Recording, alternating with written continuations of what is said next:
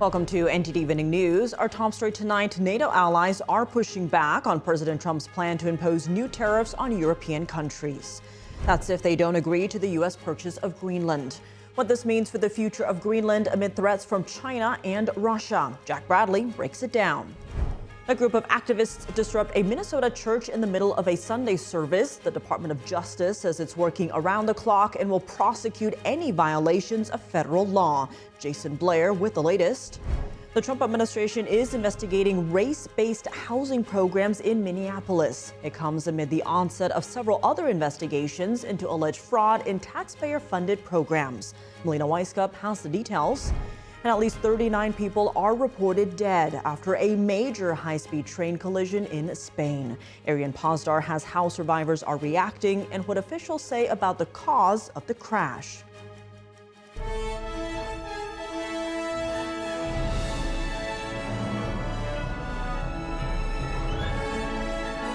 This is NTD Evening News, live from our global headquarters in New York City.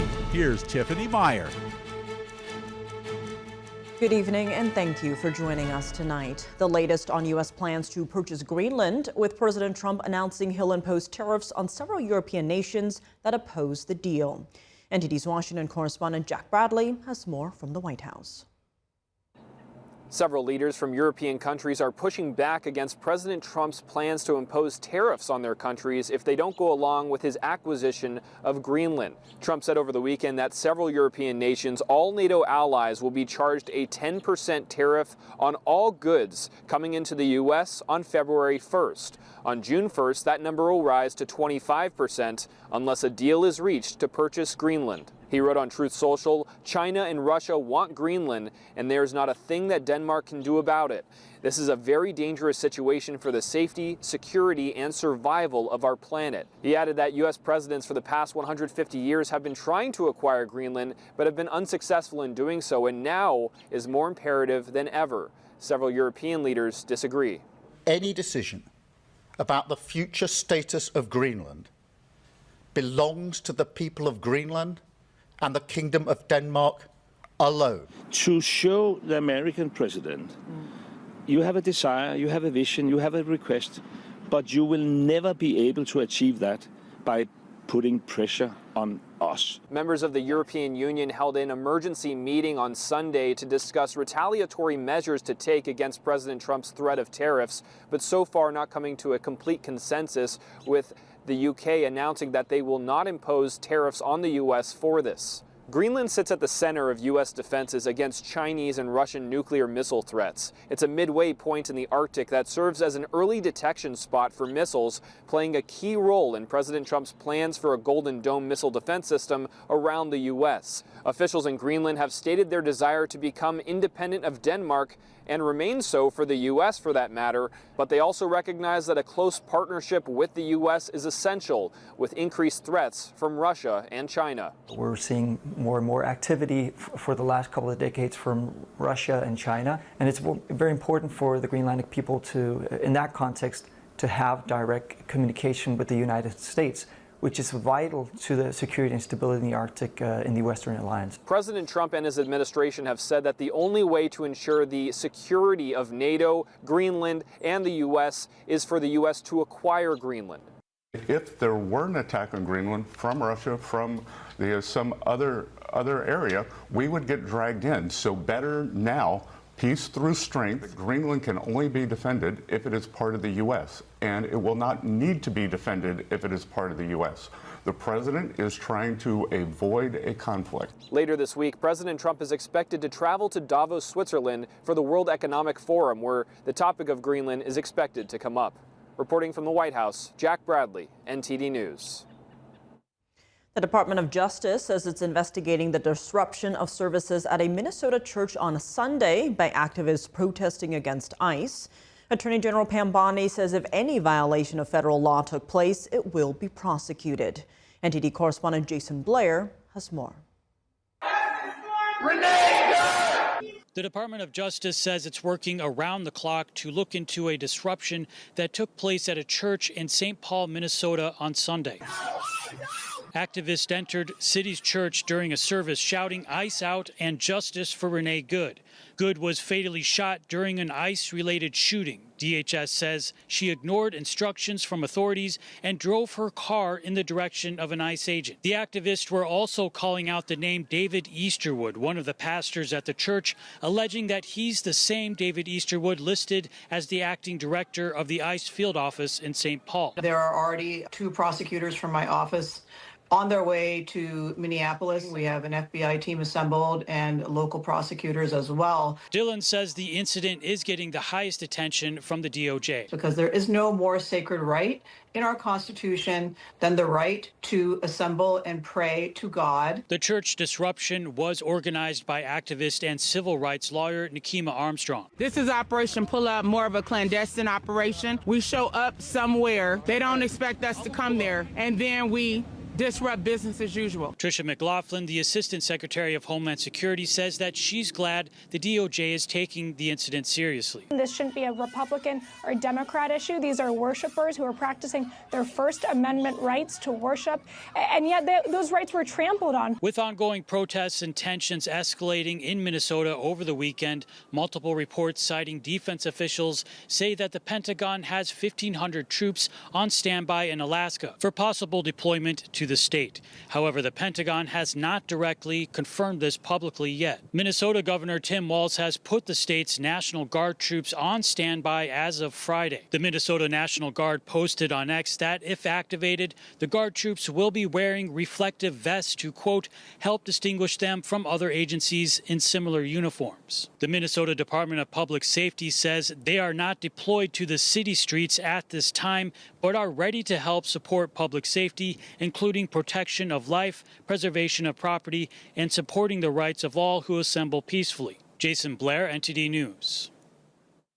As Minnesota is embroiled in unrest over the enforcement of federal immigration law, how has the nature of protest evolved over the years?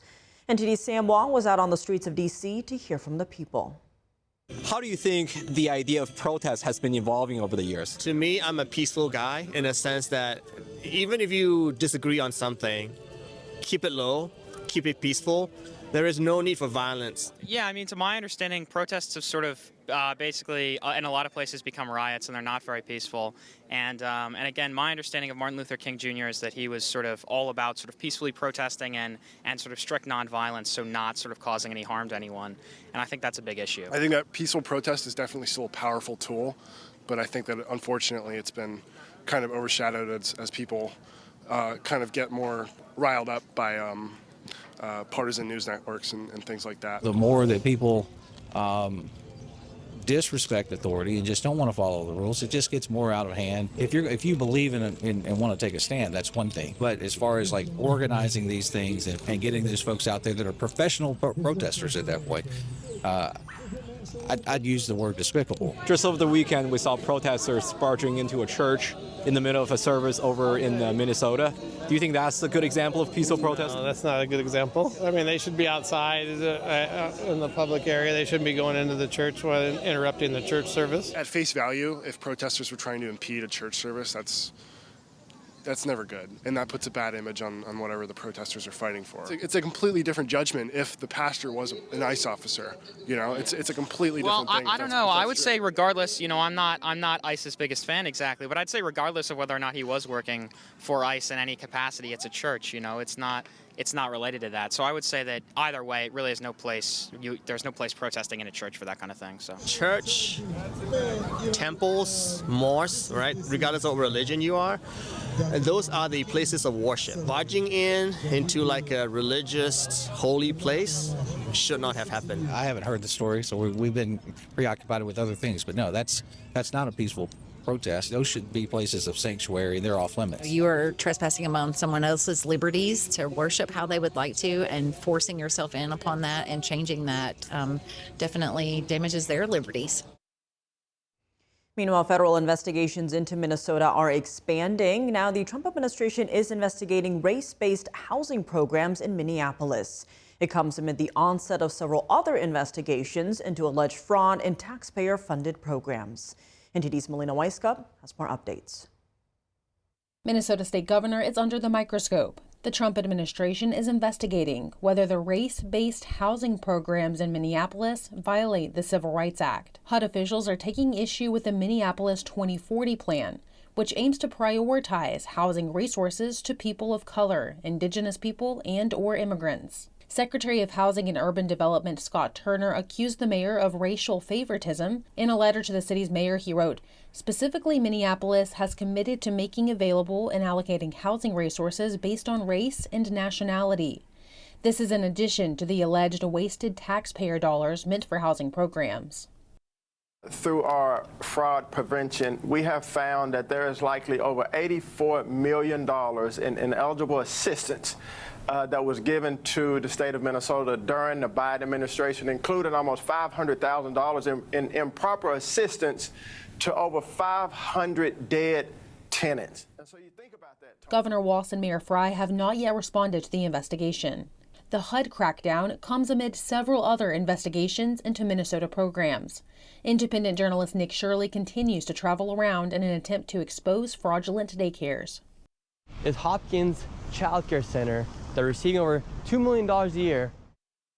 Where are the children? No footprints of any children around here. No footprints of any children. They can't even answer the question. Medicaid and Medicare funds to the state also under scrutiny. The CMS director, Dr. Mehmet Oz, told American thought leader Jan Jekielek the fraud could in fact run deep into our political dynamics. This might be part of a much larger scheme to change how we elect our officials, and that's very chilling for us. What we're seeing in Minnesota is the tip of the iceberg because it is dwarfed by what I saw in California, which is whole-scale cultural malfeasance around healthcare. Oz said he believes foreign-based gangs are perpetuating fraud in hospice and home health care programs. California is one of the 5 states where the Trump administration has frozen federal funding for social net programs while it investigates alleged fraud. Reporting from Washington, D.C., Melina Weisskopf, NTD News. At least 39 people are reported dead after a major high-speed train collision in Spain. Relatives are still looking for family members who may have survived the crash. NTD's international correspondent Arian Pazdar has the story and a warning. This report includes content some viewers may find disturbing. Survivors of a deadly train crash in Spain trying to cope with the traumatic aftermath. Police say at least 39 people are dead after a high-speed train collision in southern Spain. A woman who helped rescue people from the wreckage describes the gruesome scenes she and her husband saw after the crash. Pieces of people, they weren't people anymore. You found arms. My husband saw a child who died, another child calling for his mother. Spanish police released this footage of the wreckage on Monday. The head of regional government describes the images as really shocking, saying he had never seen anything like it before. Spanish Prime Minister Pedro Sánchez promising investigations will bring light to what caused the crash. We are going to get to the truth. We are going to find the answer. And when that answer is known, we will make it public with absolute transparency and absolute clarity. Sánchez visited the remote crash site after cancelling a planned trip to the World Economic Forum on Monday.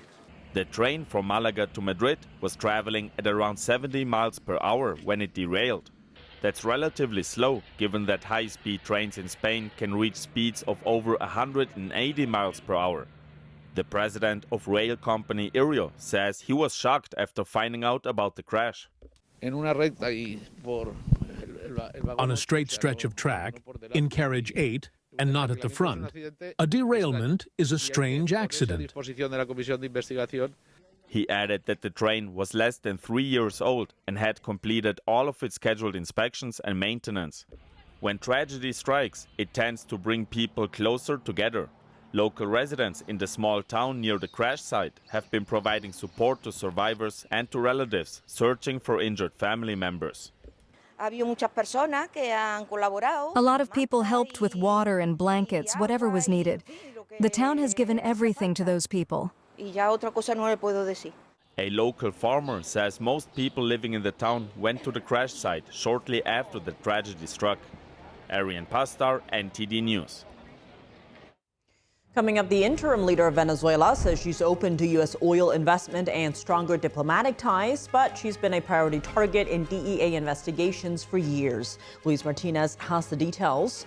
And protests continue in Iran as the internet shutdown enters day 11. What the Iranian president says about a potential U.S. strike and the regime's plans for possible executions of detained protesters. That and more when we come back.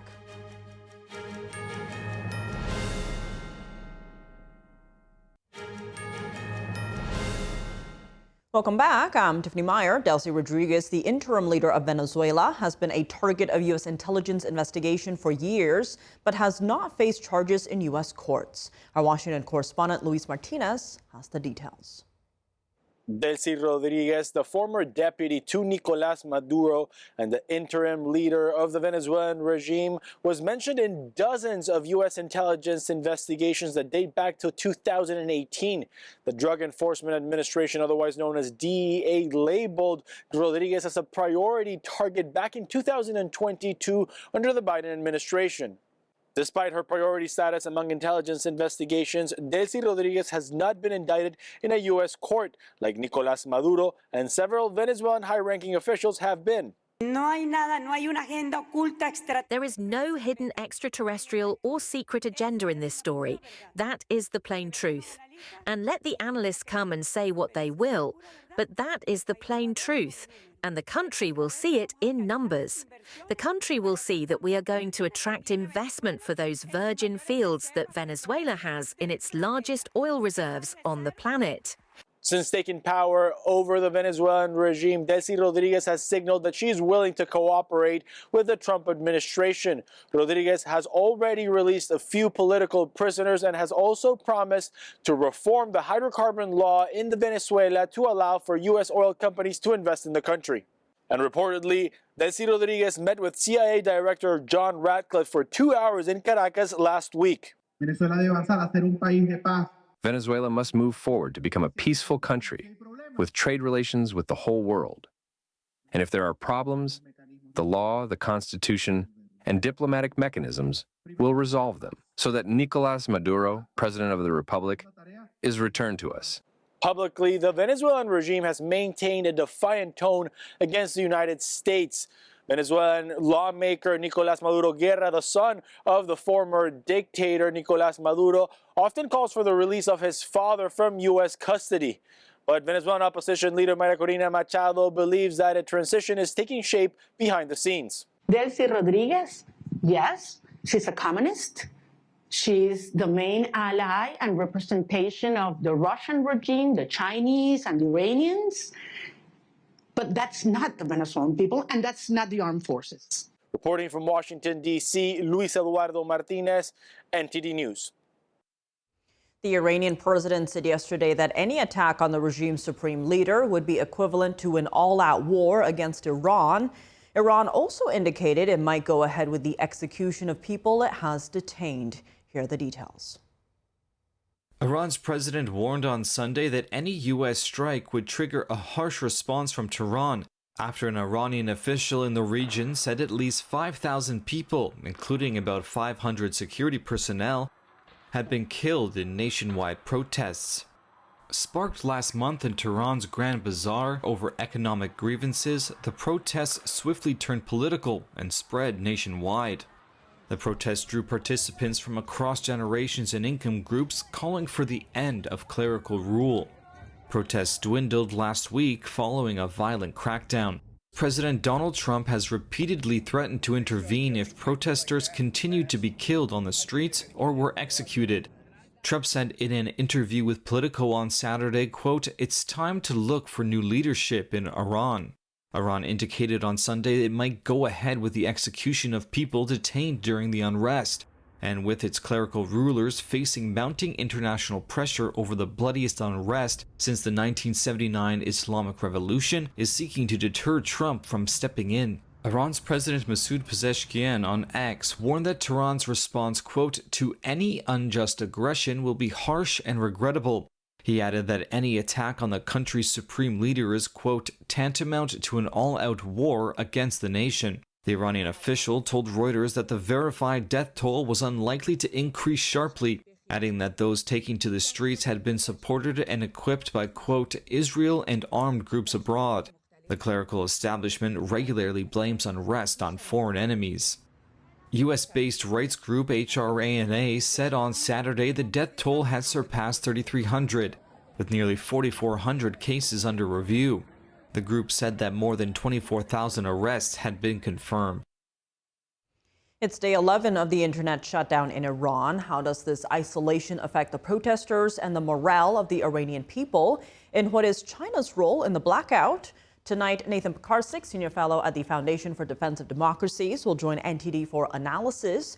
Tune into Capitol Report with Steve Lance at 7 p.m. Eastern Time. Coming up, the Department of Justice responds to protesters at a Minnesota church with threats to use a law that the Biden administration used to prosecute pro-life demonstrators. Arlene Richards reports. And Mark Trammell, CEO of the Center for American Liberty, joins us for a legal analysis after the break.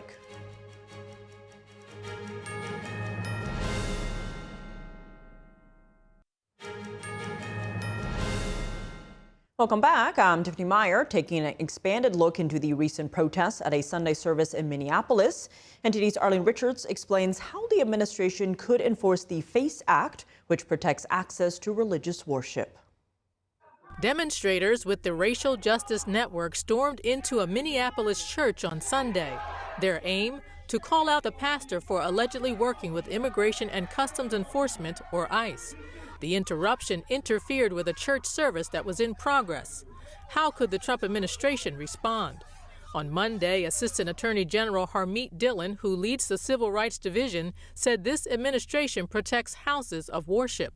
So in all these years, up until I was the Assistant Attorney General for Civil Rights, nobody ever used that houses of worship part to prosecute protesters or criminals blocking access to a house of worship. So we've started to do that. The FACE Act, or Freedom of Access to Clinic Entrance, prohibits individuals from interfering with people who are exercising their First Amendment right to religious freedom.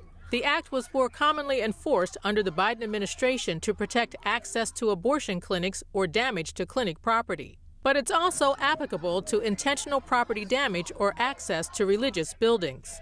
In a social media post Sunday, Dillon said an investigation is underway. The Civil Rights is investigating the potential violations of the federal FACE Act by these people desecrating a house of worship and interfering with Christian worshipers. In a separate post, she said her department would not stand for this kind of illegal behavior. Arlene Richards, NTD News. And joining us now to discuss the latest anti-ICE protests in Minnesota, including one that disrupted church services on Sunday, is Mark Trammell, attorney and CEO of the Center for American Liberty. Mark, thank you so much for joining us. Now, these anti-ICE protests have spread to a church over the weekend with clips showing protesters interrupting a service, then refusing to leave, citing their rights under the First Amendment. First, did these protesters have a First Amendment right to protest inside a church during a Sunday service? You know, Tiffany, I think that's something that Don Lemon asserted in a video with this pastor. It's an idiotic assertion. The First Amendment does not give you the right to go into someone else's private property, the private residence, in this case, a privately owned church. The governments don't own the church, right? These are privately owned and operated. The First Amendment doesn't give you the right to go in there and to say whatever you want. The First Amendment gives you the right in a public forum, places like sidewalks and parks and other places that are government or publicly owned, gives you the right to go to those places and express yourself. It doesn't give you the right to go into a church, a house of worship, any house of worship for that matter, and to disrupt other Americans' exercise of their First Amendment rights.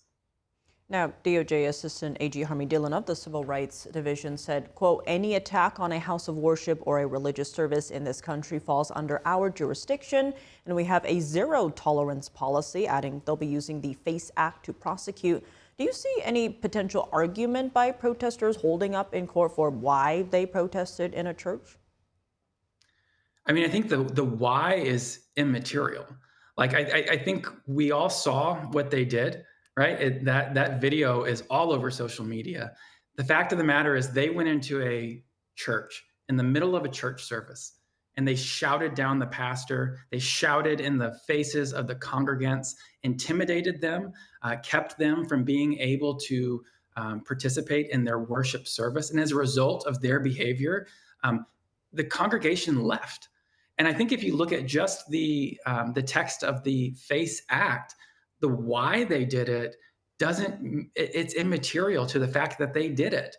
And that same why it was also immaterial when the Biden administration used the FACE Act to go after peaceful pro-life protesters, and even calling them protesters and these people protesters, using that same word feels really wrong, because what the Biden administration did was it went after like grandmas who were sitting outside of a abortion clinic praying for the people inside. What these people did was totally different. What these people did was going inside of a church and preventing them from being able to gather and to worship Jesus according to the dictates of their conscience, right? So the why they decided to do this, kind of immaterial. The reality is they violated the FACE Act, and it looks like they may have violated some other civil rights statutes as well that could elevate some of these penalties beyond what is a first-time offense under the FACE Act. Now, to your last point, media personality Don Lemon is also in the spotlight, with the DOJ putting him on notice that it could pursue charges against him under the Ku Klux Klan Act. Now, Lemon told NBC that he was acting as a journalist. Talk to us about that. What is the Klan Act here? Yeah, so it's under Section 241, and this idea it's this conspire. If you conspire to deprive others of their constitutional rights, then it can actually elevate the penalty that under the FACE Act you would normally be responsible for. So instead of if you're found guilty under the FACE Act on the very first offense, that penalty is up to a year in prison, and it can also be a fine as well. Under the Ku Klux Klan Act, if you conspire with two or more people to deprive another American of their constitutionally protected right, and in this situation, the right to gather peacefully in a house of worship to exercise your religious freedom, then that can be punishable by up to 10 years. So it's a very different form of punishment. Don Lemon's assertion that as a journalist, he was simply documenting and somehow has elevated rights over the rest of Americans to violate federal law is so ludicrous. It is so dumb. It's as dumb as his assertion that they have a First Amendment right to be there and to disrupt this church service. And Mark, zooming out if I can, anti-ICE protests have continued since Trump launched his mass deportation operations. Are you seeing a growing push from demonstrators to violate or go beyond their right to legal assembly? I think so. I think we're seeing a lot of people in their form of protest go beyond what is protected under the First Amendment, whether they're breaking into federal buildings, whether they're creating a riot situation in the street, starting fires. This is not protected protest. This is not a peaceful protest under the First Amendment.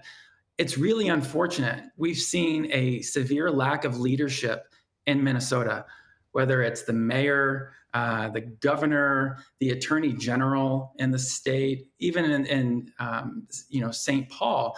You could have the district attorney bringing these charges against these individuals. Under the FACE Act, the attorney general of the state can also bring these charges against individuals. They're not doing it.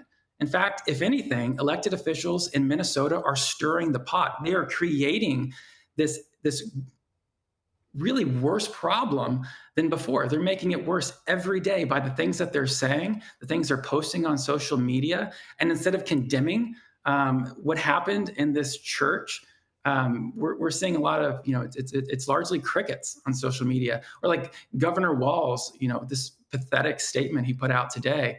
It's really sad. It's really sad.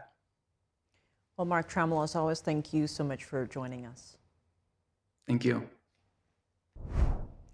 Coming up, communities nationwide are honoring Martin Luther King Jr. today with services, marches, and rallies. The events reflect his message of equality and nonviolence. NTD's Christina Corona reports. And in the NFL, the Buffalo Bills make a major coaching change after their heartbreaking loss on Saturday. Dave Martin joins us to discuss when we return.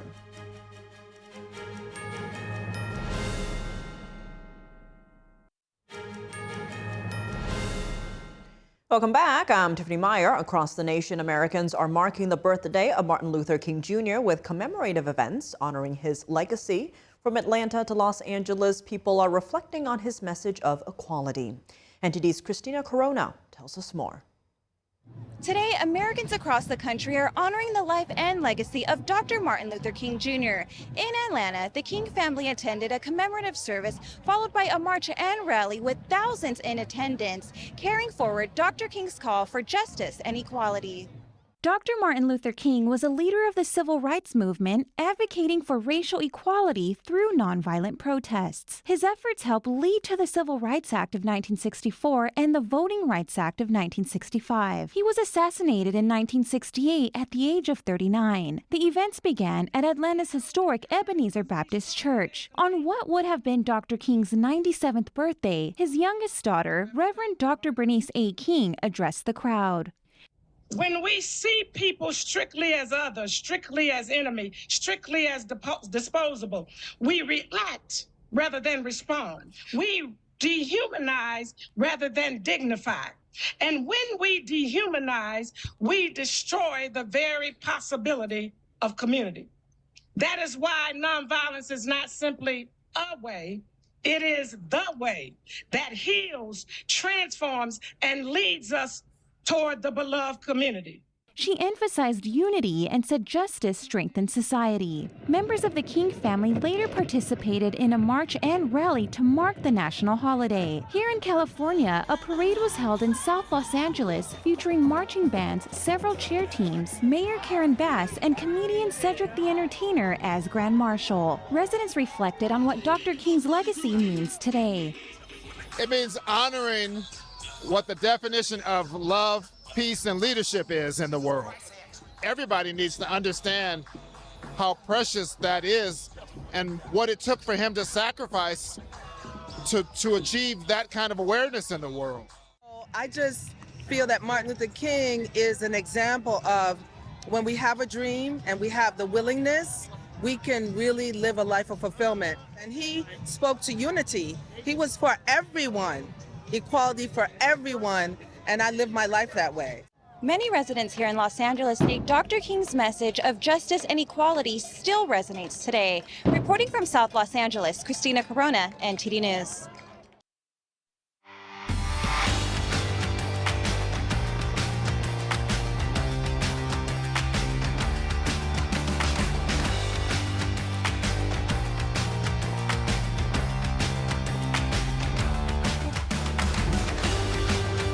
Now here are sports news reviewed by NTD's Dave Martin. Dave, we have some tennis news, but let's start in the NFL as the Buffalo Bills have fired head coach Sean McDermott just 2 days after their playoff loss. What do you make of this? I mean, I'm stunned. I mean, he was so successful. He went 98-50 in 9 seasons with Buffalo. They won 5 straight division titles from 2020 to 2024. Even though this season they didn't win the division this year, New England did, they still made the playoffs for the 7th straight season. Now they lost to Denver Saturday, really a heartbreaker in overtime. Turnovers really doomed them in the end. He didn't actually make a Super Bowl though in that 9-year run. But I think between his firing and Baltimore getting rid of John Harbaugh and Mike Tomlin, well, the fans were calling for his firing. He ended up resigning though. You could call this kind of the Patrick Mahomes effect. Now those 3 were very successful, 3 very successful AFC coaches, but Mahomes and the Chiefs have won this AFC 5 out of the last 6 years, resulting in 3 Super Bowl titles. So no one else has really been able to win here. This year the Chiefs did not make the playoffs. The Bills were certainly hoping that it would be their year. So long story short, another successful coach is out of a job. And with Josh Allen there, this is going to be a very coveted head coaching position. I'd want to coach the guy. Well, put your name in the hat. Yeah, I would just tell him go out and win, all right? Go out and just throw the ball, all right? Well, there was a lot going on with that Bills versus Broncos game Saturday. Now, Buffalo came back and forced overtime but lost and fired their coach. Meanwhile, Denver's Bo Nix got injured and is out for the rest of the playoffs. Yeah, really heartbreak for both teams in that game. Bills' postseason curse really continues with the loss, while the Broncos lost their most important player heading forward to injury. They're actually listed as underdogs next week against New England, even though this game is going to be in Denver at home. So let's actually listen to what both sides said after that Saturday game between the Bills and the Broncos. It's extremely difficult. I feel like I let my teammates down tonight. Your emotion? Just missed opportunities throughout the game. It's been a long season. I hate how it ended, and it's going to stick with me for a long time. I haven't been doing a lot of talking other than I love my teammates, and I'm extremely sorry. I'm disappointed in how this ended. Not good news. On the second to last play in overtime, Bo fractured a bone in his right ankle. He's scheduled to have surgery Tuesday of this week, which will put him out for the rest of the season. Steady's ready to go. And it was the second to last play before he threw the pass to Mims. Now, if you were watching the game, you likely didn't notice Bo Nix's injury. I certainly didn't, but like he said there, it happened on the next to last play of the game. So next Sunday, Broncos versus the Patriots. One of those B teams. Broncos versus the Patriots in the AFC title game. In the NFC yesterday, the LA Rams pulled out a thrilling 20-17 win over the Bears in Chicago. They will face the Seahawks on Sunday for the NFC title. Seahawks blew out the 49ers 41-6. That was the least entertaining game of the weekend, I would say. I mean, it looked like it was over by halftime pretty much there. So. And snow didn't play an effect anywhere? Snow definitely played an effect. Plus it was so cold there, but somehow the opposing team won. I figured, the Bears maybe were more used to it, and they almost pulled it out. I gotta say that the play by Caleb Williams to tie the game and force overtime with 18 seconds left, when he ran back like 25 yards, threw it from almost midfield off his back foot, and somehow it was a strike to the end zone for the game-tying touchdown. That might be one of the best plays I've ever seen. I mean, he was backpedaling. He had 3 guys rushing him. I don't know how they all ran through the offensive line, but he was on the get-go. How he did that was incredible. It was not enough, though. So the Rams versus the Seahawks there for the NFC title game. Well, half of the internet agrees with you. Impressive run. In some lighter news, though, shifting gears to tennis, Novak Djokovic won his opening round match yesterday at the Australian Open, his 100th win at that event. Yeah, that ties in with Roger Federer for the most wins at the Australian Open all time. Now, interestingly, Djokovic has won over 100 matches at both Wimbledon and the French Open. Only has 95, though, at the U.S. Open. It should be noted that he wasn't allowed to play the U.S. Open and the Australian Open, both of them in 2022, because they required a COVID vaccine to enter the country. So maybe he'd have 1 or 2 more Grand Slam titles at this point had he been able to play. But he won yesterday against Pedro Martinez in straight sets. Now, he is not the favorite to win this event, though, of course. That is likely between Carlos Alcaraz and Jannik Sinner, the number 1 and number 2 player in the world. Those 2 have combined to win the last 8 Grand Slams. But Djokovic at 38, he's the only player in the top 25 that's over the age of 29.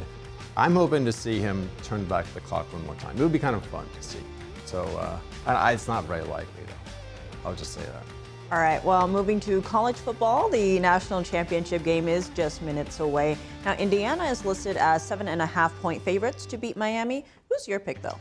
My pick is Indiana as well. I picked against Indiana in the last round, and they proved me way wrong. That was against Oregon, or they already beat Oregon earlier in the season, so I thought maybe Oregon would want revenge. I was wrong. Indiana blew them out by an even bigger margin. It was a 56-22. And even the game before that, they blew out Alabama 38-3. Both wins really were jaw-dropping. They are 15-0 entering this game. Miami's still a very respectable 13-2. I don't think this win is going to be by a huge margin, though. This game is going to be played in the Orange Bowl, also known as Hard Rock Stadium in Miami, which is Miami's home stadium. I find it hard to believe that this was really an acceptable arrangement for the national title game. I mean, if you move this venue to the semifinals, at least you can possibly move Miami to one of those places if they got that far. But in any case, the game starts 7:30 Eastern time, Tiff, and if I were the NCAA president, I would not allow this. Even though I am a Miami fan, I think it's a little bit unfair to have, the games on their home field. Is home turf that much of an advantage? It's probably a bigger advantage in basketball, because you got the crowd right on you. But it is an advantage. I mean, they're surely going to have way more fans there rooting for them than Indiana is going to have. But it's not as huge of an advantage, but it's still an advantage. Well, maybe the boos are, more... Well, historically, it just has not worked out like that. Teams generally do better at home. That's just the way it is. You can add that to another list of rule changes. I know if I were NCAA president, I think we can really have a whole show about all the changes that I would make if I were president. I don't know if anybody would want to watch that, but it would take up a whole entire show. Well, now we know we can fill our programming, but I do know that game's coming up. So Dave, as always, thanks for joining us. Thank you, Tiff. And that's all for today's news. For round-the-clock coverage, visit us at ntd.com/live or download our NTD app. Thanks for tuning in. I'm Tiffany Meyer. Good night.